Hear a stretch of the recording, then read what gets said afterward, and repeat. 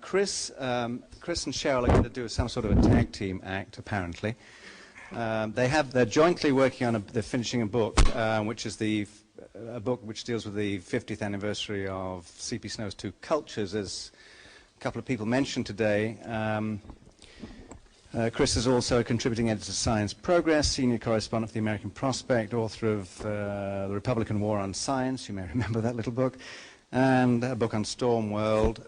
He writes an intersection blog with Cheryl, who was at Duke, still at Duke, works on ocean science, has worked with senators, and is now a science writer and seed blogger, also based at Duke University. So, off you go.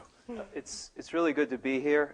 This presentation is not scripted. We're going to do it together, but we didn't prepare to do it together. If we'd prepared, I think we'd both be wearing our Save Pluto t-shirts, because one of our arguments is we have to reconnect science with American culture, and the best way to do that is not to take people's planets away. But let me tell you briefly why we're here.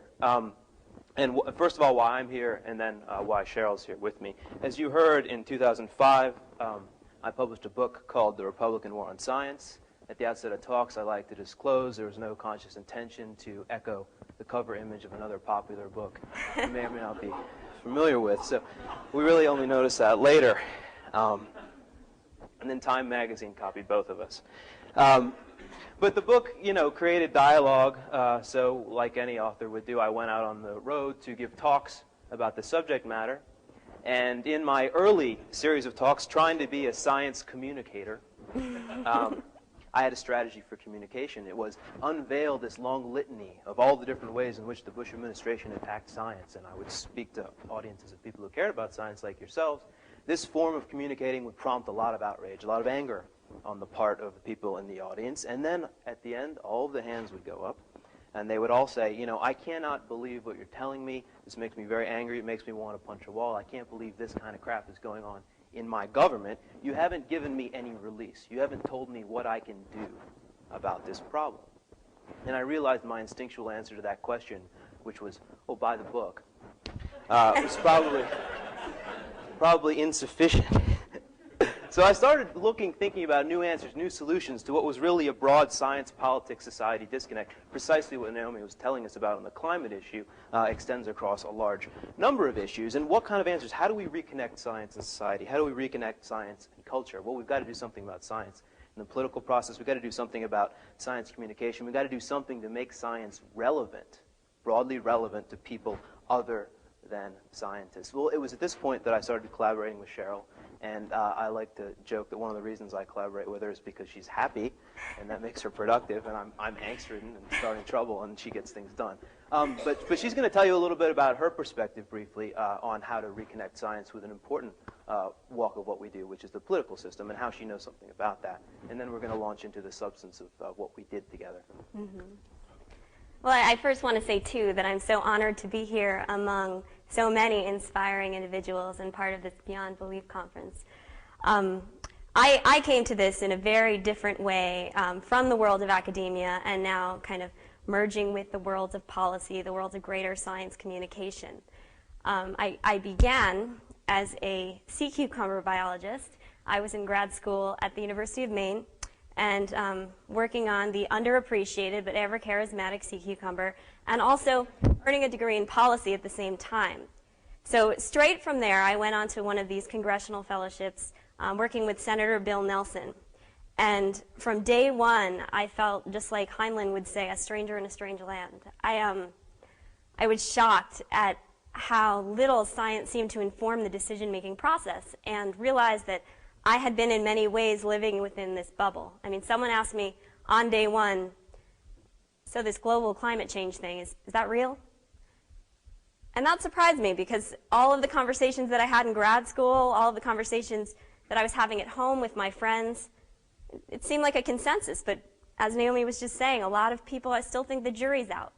And why is that happening? Well, you have all sorts of organized institutions, nonprofits, associations coming to Congress to brief members and staffers about the problems, about Keeling, about the curves, but with very different messages and speaking in p-values and statistics, to staffers who are going home and watching the same reality TV shows that my friends at home in New York are watching, and not really grabbing them in a way that's engaging. The Pew Commission would come in and give a briefing for staffers, and a few people would show up in the room. Whereas the George Marshall Institute, which many of you may know of, would come in with just very charismatic, articulate speakers, talking about Michael Crichton serving food, which is a big deal. And it was a packed room. So clearly there were different languages being used, almost like what I was joking happened on Tuesday night with the vice presidential debates. I mean, it was like two different conversations happening, and staffers who, for the most part, are very intelligent, well-educated people, not quite knowing who to believe.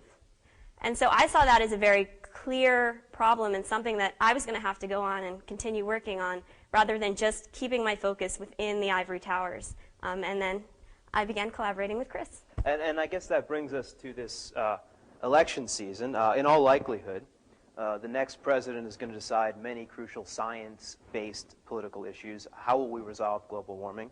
What will be our stem cell policy? Hopefully we'll get that out of the way really quickly, and then we'll go on to all sorts of other bioethical kinds of issues which are going to be colliding with us. We might even have to decide, will we geoengineer the planet? Will we militarize space? I don't know. We're going to need scientific information for all of these kinds of issues, and yet science is barely being discussed on the campaign trail. This is the disconnect between the world of science and the world of politics. So Sheril and I blogged together, and what we did was we got together with a couple of other interested individuals to create an initiative called Science Debate 2008. And why don't you tell us a little bit about how we did it, and then we'll get into some of the points about why it did or didn't work and what that tells us about the relationship between science and politics. Well, backtracking a little bit more back to my graduate years in Maine, I was concurrently, literally elbow deep in sea cucumbers a lot of the time, but I was also working in pop radio for Cumulus Media as a pop radio top 40 DJ. And I started to notice this trend. Whereas we'd hold these seminars at the university, and if 20 people showed up in the room, it was a smashing success. And then we'd try to do a fundraiser for something like helping the victims of a hurricane on the radio station, and we'd have 2,000 people come out. So what did this media group know about social marketing that the university was missing? Now, arguably, they might not be focused on outreach at that scale, but there were very different ways of engaging broad groups. And so through blogging, Chris and I reach an enormous audience. I mean, we've had months where we almost reach, 100,000 page views, which is a lot because journals and publishing, it's so important, but a lot of people don't have their hands on that. It's not usually freely and openly accessible. So Science Debate is unique because it was launched through new media. We got a coalition together of bloggers. And I also want to say our original steering committee was Chris and myself, a writer and someone grounded in science, also astrophysicist Lawrence Krauss, who I don't think is here yet, but will be coming, and two screenwriters and a philosopher, Matthew Chapman, who's Darwin's great-great-grandson and also behind Runaway Jury. Sean Lawrence Otto, who you see on the bottom, was involved with House of Sand and Fog. So a motley crew of different individuals.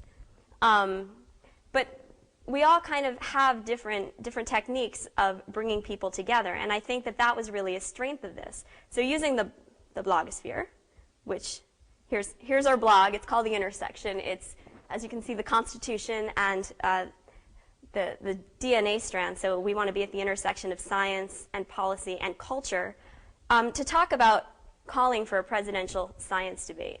And we let our readers know. We built this coalition of all these science bloggers, both on seed science blogs and well beyond, to really keep beating the drum and getting people to be thinking about why these issues in the environment, in medicine, in all of these different arenas that we work on individually are so important, and we should be speaking in a broader voice together about getting a national focus on them for our next candidates and in the next administration. Just one thing I like to remark upon about this. This initiative did not come centrally from the world of science. As Sheril mentioned, it came from science bloggers. There was one well-recognized scientist who was part of our original organizing committee, Lawrence Krauss. But centrally involved were these two Hollywood screenwriters, Matthew Chapman and Sean Lawrence Otto, really running the show now. And as I like to joke, if the Hollywood writers had not gone on strike in the fall, of 2007, which was exactly when we organized this. I don't know. These guys couldn't write. They couldn't work. They had to do something. So they're like, let's create a presidential science debate. Otherwise, there may not have been one. Well, was it a success? That's the question. Unfortunately, in my opinion, no, it was not. We got the candidates to answer a list of 14 science policy questions, which you might have seen online. I encourage you to read them. They're very substantive. They're very meaty. But we could not get them to commit to events, despite having set up a pretty desirable one, we thought, in a battleground state, Pennsylvania, just before the April primary at the Franklin Institute in Philadelphia. So we were ready. We built it. They didn't come. My whole goal with the Science Debate 2008 initiative was to elevate the prominence of science in the election so as to communicate the importance of science more broadly beyond the world of science. And without the candidates, and frankly without television, we didn't succeed in that way. And so the question is why? Why did the candidates not participate? Why was this not a priority? Why was the nation's brain trust so easily ignored? And that's a question that I think we need a little bit of historical information upon. And one way to think about the answer is to look at what has happened to the standing of science in our society over the past 50 years and also trends in media attention to it. So post the launch of Sputnik, the year 1958, science was big stuff in America. And at the same time, science media efforts were booming. Eisenhower was creating the Presidential Science Advisor Post and the President's Science Advisory Commission. He said later, I think, close to his death, that, he called them my scientists. And he said, this bunch of scientists were the only people in Washington I could turn to who didn't seem like they were in it for themselves. They were actually in it for the country, or something to that effect. So science was a subject to be discussed by presidents and that presidents cared about. Since then, we've seen a fairly steep decline in the cultural relevance of science today. Now, not the substantive relevance of science to policy matters a ton. Here I've got an image of geoengineering schemes that might occur, okay? If we're going to decide to do that, or decide that it's a really bad idea, if we can't head off global warming any other way, we're really going to need science, and that's one of only so many issues on which that's the case. But the relevance of science is not what it was 50 years ago. And why is that the case? Well, one reason is the steep decline in media treatment of science. Let me give you a little bit. People always complain about science writers. Well, the biggest problem with science writers today is that they're losing their jobs.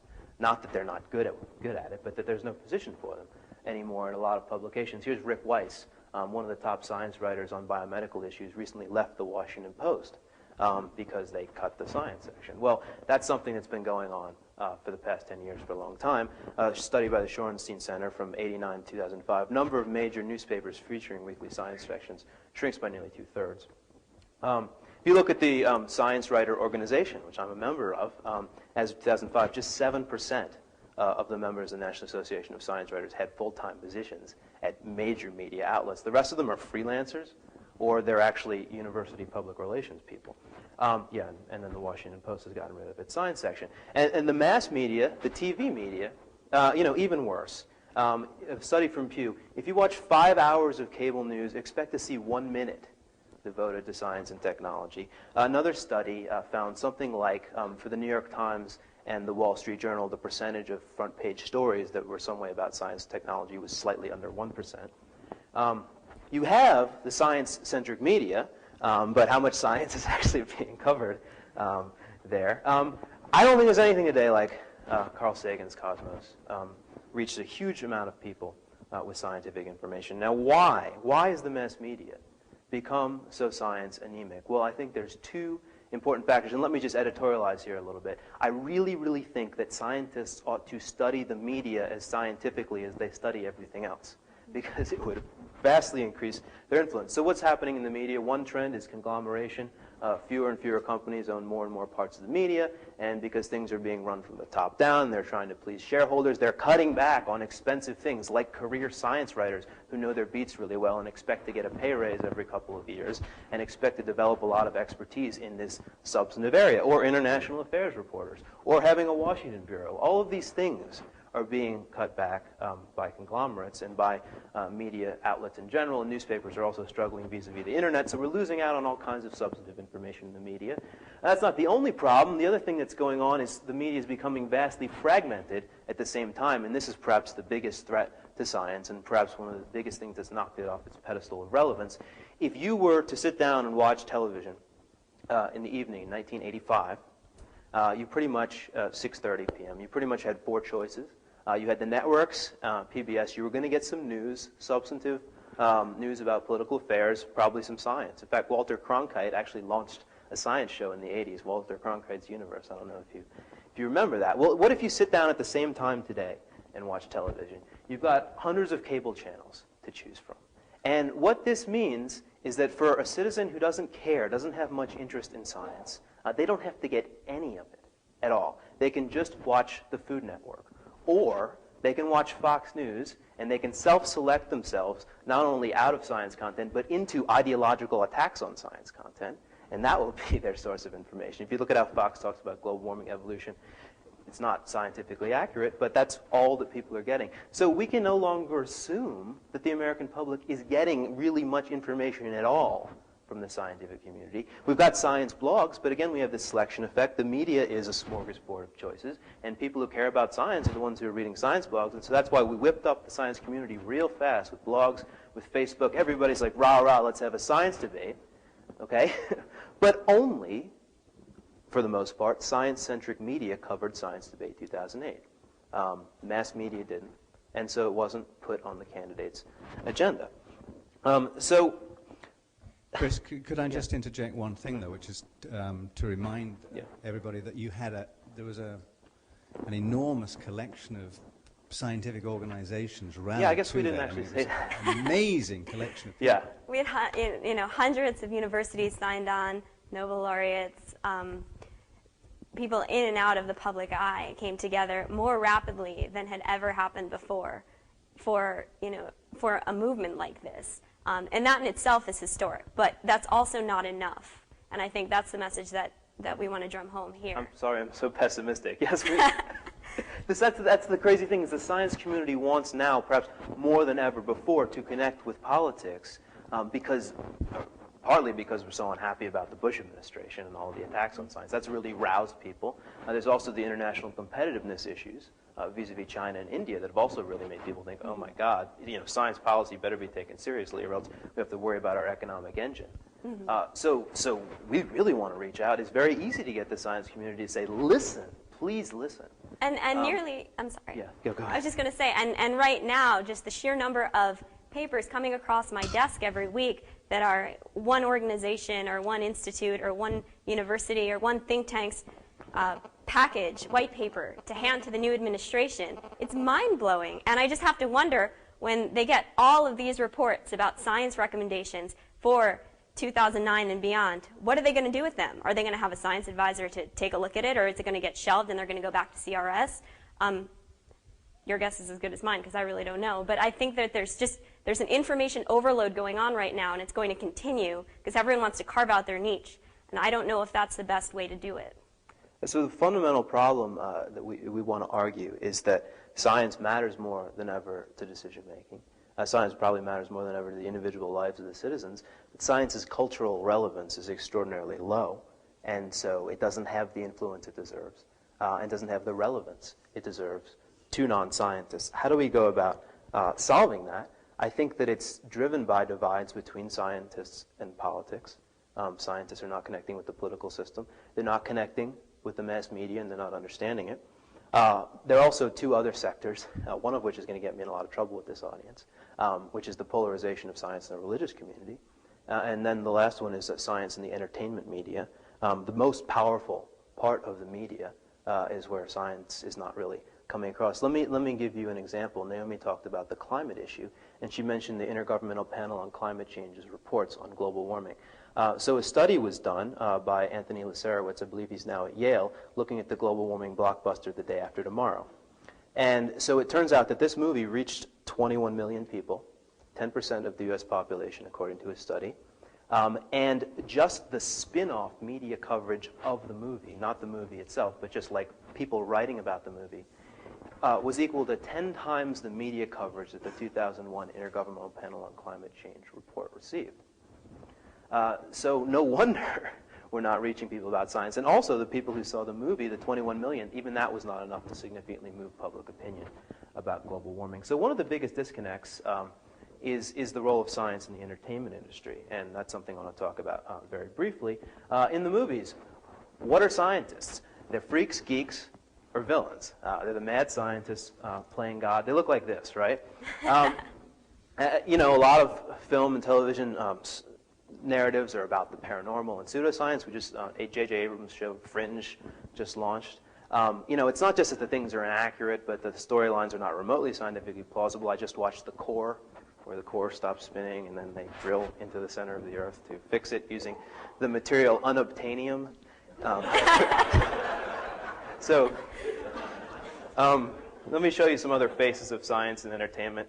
There's Ben Stein making scientists look bad even back then before Expelled. And I also just want to throw onto that, I don't know if you guys are aware, but when Expelled came out, they were actually doing private briefings, screenings for members of Congress with question and answer periods afterwards. And that stuff was reaching staff makers, policy makers. Are we? Here's the 80s.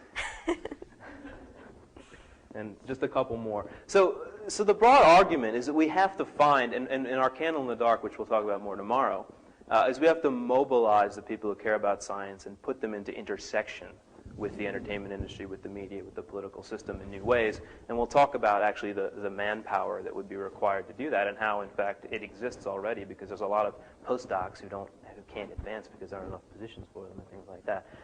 But just to go on, perhaps one of the most polarizing things, one of the reasons that people can't connect with science is because they believe that science is an attack on their religious beliefs. Okay, I'm an atheist. I agree with you about almost everything you say when you're attacking religion. However, most of America just doesn't, you know, it doesn't compute for them.